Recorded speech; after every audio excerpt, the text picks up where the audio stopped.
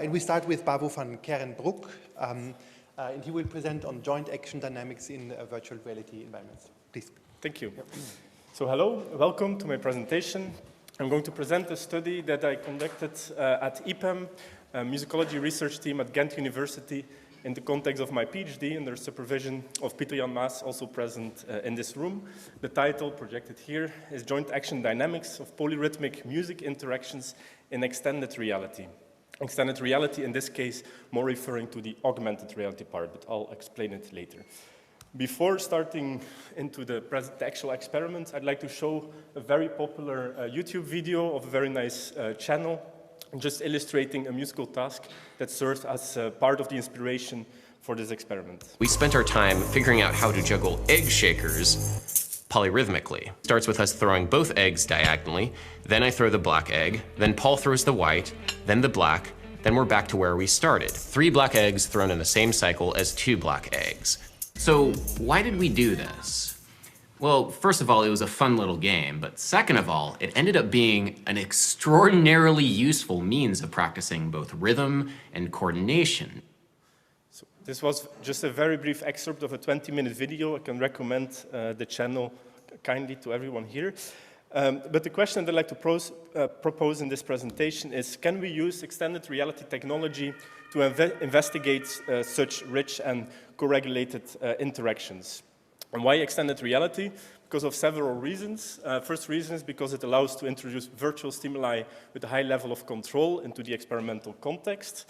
Second one is because of the interactions that are capable in extended reality, so remote, physically separate interactions, for example. It allows for easy data capture and the integration of sensors. And extended reality promises a level of non-mediation, a level of realism in the experimental context. So in a way, it promises to bring closer the external and internal validity of experimental research, the research in the wild and the research in a lab context. Extended reality thus promises to, on one hand, simulate real-life context, but on the other hand, also extend and enrich existing real-life interactions and contexts. To do this extended reality experimental research, very simply put, we take an action component. In the case that I'm going to present here, we take a motion capture participant where we capture real-time movements and we render them in a perception component, in our case, an immersive virtual 3D display. We used a HoloLens device for that to render virtual humans in the room and virtual objects. Besides these action and perception components, you can also introduce, and we introduced an interaction component. I'll explain a bit more later. But in this study, it concerned a virtual drum circle with rotating spheres. And as illustrated in the first video, it concerns a polyrhythmic interaction. So you will see 3 spheres rotating for a ternary pattern and 2 spheres rotating for a binary pattern. And they serve as the instruction to the participants. I just showed it.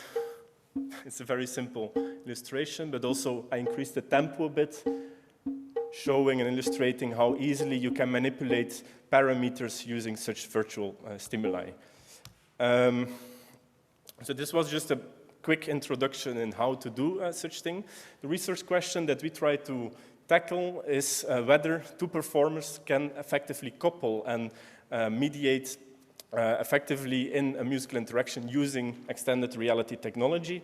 And specifically, we wanted to investigate the influence of 2 factors on this interaction. On the one hand, partner realism, so both the movement and the embodied realism of the virtual partner, and on the other hand, the influence of a musical context, so musical backing track playing, does it influence the co-regulation between these performers? Okay. So this is already a concrete picture of the experimental setting. It's me, it's not the participant, but participants were standing in this kind of situation. So they were wearing a motion capture suit that allowed us to track their movements. They were wearing this 3D display, a HoloLens device. They had a drum pad in front of them on which they could drum the polyrhythm and listen to sounds through a speaker. This was a first participant, so a first participant was situated in lab 1. He or she was playing the ternary pattern, and I will take you to the other lab next door in our research team, where the second participant, still me, but obviously it was another participant, playing a binary pattern while seeing each other as virtual avatars in the space, and both seeing this drum circle in the middle of them, helping them to learn and play the polyrhythmic pattern together. This still sounds abstract and still images, so I have a small video that shows a first-person view on how it looks in real life. We didn't bring the HoloLens here, but you're kindly invited in Ghent, if you're ever there, to come and see it for yourself. This was a colleague of mine just illustrating the movements of such avatar. This is seen through the HoloLens. You see the drum circle with the rotating spheres that served as an instruction, and the other player that was situated in the other room. This was not part of the experiment, obviously, but just showing the interaction that you can do with such virtual people. This was the setting. We poured it into an experimental design. So we had two factors. On the one hand, we modulated the partner realism, so 3 conditions. The first one where the 2 players were not seeing each other, always hearing each other. A second one where they were seeing each other as this virtual person in real time. And a third one where they were physically co-located in the same room and seeing each other in real life. The second factor modulated the musical background, so they did the interaction once with the metronome playing in the background and another time with the polyrhythmic backing track. In total, we recorded 16 dyads doing these 6 trials each. And we hypothesized that with an increased level of realism of the partner and with music, there will be an increased sense of co-regulation, coordination between the players, and an increased heightened sense of shared agency. This is the drum circle again illustrated, but these rotating spheres, each player was standing on one side of the drum circle. They each had to tap on the drum pad when a sphere was passing in front of them. They did this pattern continuously for 4 minutes. So one pattern lasted 2 seconds. It was a simple 3-2 pattern. They repeated this continuously, but importantly, each player only saw his or her spheres. So the ternary player only saw 3 spheres rotating, the binary player only 2 spheres rotating.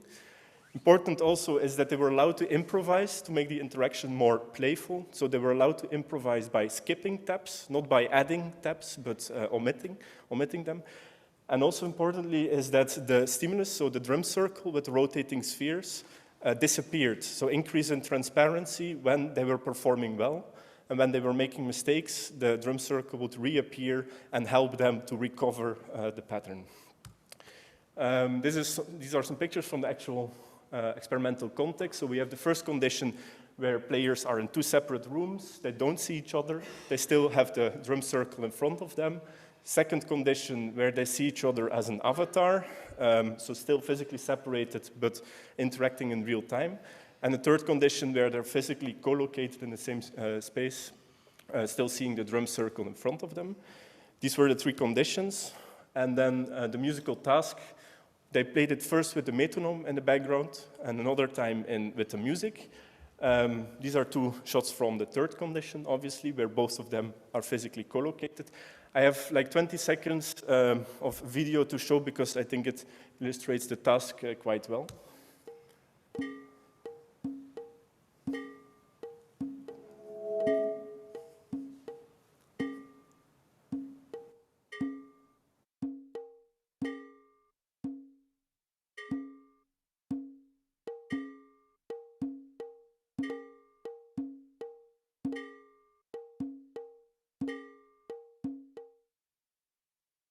Circle, but they were seeing that as well. I think at certain parts it obviously disappeared because they succeeded in doing it correctly.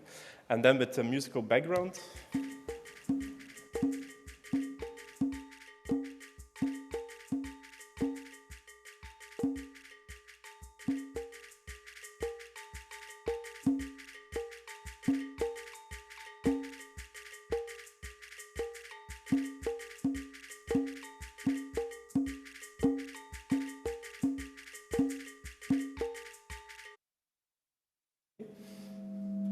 sorry. So as I mentioned, we recorded data for 16 diets doing 6 trials each. We captured all that data and analyzed it using a layered framework. On the first layer, we looked at their performance, so really the node onsets, the inter-onset intervals, looking at the performance output. A second layer looked at their embodied co-regulation, so taking the motion capture data and performing analysis on that. And on the second layer, we tried to look at their subjective experience using questionnaires. And we obviously did that for all trials for the 3 conditions and both the metronome and musical task. I will give some highlights of the results. We're still in the process of analyzing all of them, but already what you can see here is that you have the binary player on the right, ternary on the left. Prediction difference, quite complicated measure, but basically their mistake following the instruction on the y-axis, conditions on the x-axis. You see that the binary player is less accurate, which is not surprising given that it was much slower than the ternary. Music also decreased the prediction error, so music helped them to perform better. And not shown in this picture, but we also saw quite a learning effect for the avatar condition. This was on the performance. And then regarding their movements and their embodied co-regulation, we have wavelet coherence on the ternary periodicity, so the ternary speed, let's say. We did wavelet coherence on both players' movements, so how well they co-regulated, basically. On the y-axis, higher means more coherence. X-axis, the different conditions, and then the musical task by shape. You see that there's more coherence with increased partner realism, that they had more coherence playing with the metronome than with the music, and musical training as was a significant predictor in the model to fit to the data. Thirdly, on their subjective experience, the musical task also led to a higher sense of agency to the participants, and the avatar and real conditions led to a higher sense of shared agency as compared to the not seeing condition. I don't know how much time, I haven't, 40 seconds? Or? Okay, great. So just to summarize, the musical background improved their performance, led to less entrainments in their movement, but increased their sense of agency. The partner realism, so the avatar realism and the real condition, did not influence their performance quality so much, their output, their errors, but increased their entrainment, their movement entrainment, and led to a sense of shared agency. So a preliminary conclusion shows that in this study that extended reality can lead to effective coupling between the performers, as it increased the co-regulation in movement and the experiential aspects, did not improve their performance output in this study, but also led to the learning effect that we saw in the avatar condition. Obviously, in every study there's future work, but we're currently, as I mentioned, analyzing the data, aiming at the publication in the coming months. We did 16 diets, but AR, XR is quite new, and varying levels of expertise led to variability in the data. So a longitudinal study would be very interesting, taking only a couple of diets and having them come back over time. Another interesting aspect would be the introduction of, and we already experimented, this is more like an artistic presentation that we did, but introducing virtual agents in the environment. So instead of just playing in real time with a human-controlled avatar, you could also introduce earlier recordings of humans and have them computer-controlled and interact with them, leading to interesting questions or potentially investigating group dynamics, how people and these computer-controlled agents interact together. The drum circle that I showed, in every, I didn't mention it in the task, but it was a constant tempo throughout every trial. So this is a limitation because they were always fixed. An adaptive tempi would be interesting to introduce. And finally, we also experimented taking this virtual drum circle outside the lab and introducing it already. We had discussions with music therapists where we showed the application and had discussions on the added values for maybe a therapeutic setting or an educational setting for using such polyrhythmic virtual interactions. So this was my presentation. Happy to take questions now, but also later feel free to contact me anytime. Thank you.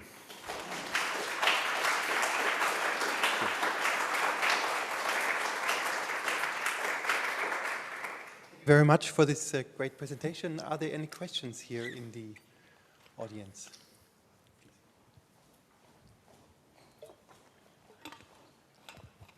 Thank you. What a fascinating presentation. You're doing an awful lot there. That's absolutely brilliant. I'm just curious about the avatar condition, how you're managing the latency across the visual stimulus that you're providing, and then the auditory delay. So are you managing them so they're in sync for the individual that's receiving? Or so, yeah, if you could talk us through that. It's a perfect question, because latency is indeed the key thing. And I can tell you it might sound maybe complex or simple, but doing such an experiment, networked interactions and so on, it's technically quite challenging. Synchronizing all these data streams is one, but latency is, I think, the first thing. We measured this quite carefully, and using this lab, so taking it out of the lab is another question also, but we used the, I don't know if I can say it, but the Qualisys motion capture system, which had like quite high-speed visual rendering. So I think it was up to, top of my head, like around 40 milliseconds, 45 milliseconds, and the audio was a lot faster, so up to 50 milliseconds. I did not, because of technical limitations, align these two, because delaying the audio would obviously be detrimental, and speeding up the visuals was not possible. But definitely we did a lot of pilots. We did not introduce any problems, and in this window of latency, it seemed quite okay. I did some research and literature review of other remote interaction with visual, real-time visual, and it was always in that kind of order. So I think it's kind of a limit that we're dealing with now in doing such remote interactions. But. And in terms of the circle, that was their main visual cue. Yeah. And that was synced to the drum between circle, the two. The drum circle was synced every half second or so. Yeah, okay. So that's what they were relying on. Like I think have a picture of the technical setup. I will not bore you with it, but we used a server-client architecture. Yeah. So in the server itself, all the visualizations were synchronized and kept together, and they were syncing this visual to the clients rendered in the HoloLens, and that's we did every half second. So to assure that indeed the stimuli, they were really, really on point, auditory, visual. In the mockup, the first thing that I responded to, there's still some latency that we, Brilliant, thank you. Okay, great. Any other questions? I was just interested, thanks for the great presentation. I was just interested to see, you said previous musical training was associated with a comparative lack of entrainment in the body motions, was it, between the two participants? Do you have any idea why that would be? Is it that if more musical training means you rely on bodily entrainment less to be accurate, or? I might have been a bit unclear. Oh, I might not have understood. No, but musical training led to higher coherence, so there was more entrainment related to higher musical training. So if they had musical training, they were entraining more, which I think is not so surprising. Sorry, the opposite of what I saw. On a later slide, I really thought it said the other way around, but I must have been wrong. No, it's a good question, but yeah, it would have been interesting if it wasn't the case. Then we had to think more. Sorry? The final conclusion slide. Oh, no, less entrainment with a musical background. Okay, no, confusing terminology, because here I'm referring to the stimulus, so the polyrhythmic backing track.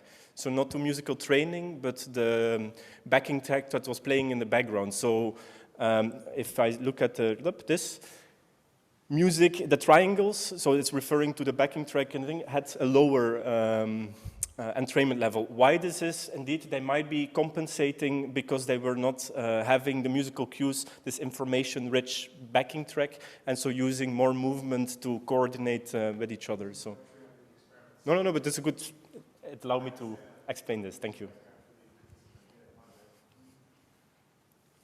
Right. Any more questions? Or you have Just a quick one, yeah. I know you said your analysis was still in progress, but I noticed that one of your questionnaires was flow, and I wondered if you had any sort of early sneak peek insights there. With flow, I did not have any significant differences across conditions or the musical task. The one that I did not introduce was self-other integration. Very easy because it's just one question that we also asked. And there was a difference. I have to come back to where it was. But, We'll chat later. Yeah, Thank you. yeah, with flow it wasn't. Thank you. Okay. Matthias? Thank you very much. I think there's a lot to do in this area. Just a question, you started with the YouTube video with the shakers, and then you come to your instrument with a circle, which is not a real familiar instrument. So why didn't you start with a simple instrument in the action than how to play with a circle? Yeah, yeah. Nice question. Simple answer, I think, is still like technical work to make, because the focus of this study was really to investigate the potential of extended reality, using it as a methodological tool. We did experiment already with virtual objects that were passed amongst each other, so having a virtual ball and having this player pass it through each other, but without the haptical feedback, it was not yet, let's say, easy to make it into an experimental study. I just showed it as an exemplary case of heightened coordination in a polyrhythmic 2-3 task, but going towards the drum circle was, I think, for starting small and simple with rotating spheres, isochronous, simple rotating spheres. Yeah. I hope that answers. All right. Yeah. Do we have any questions from online? No. No, they're happy. Very good. Thank you very much for this great presentation. Welcome. Thank you.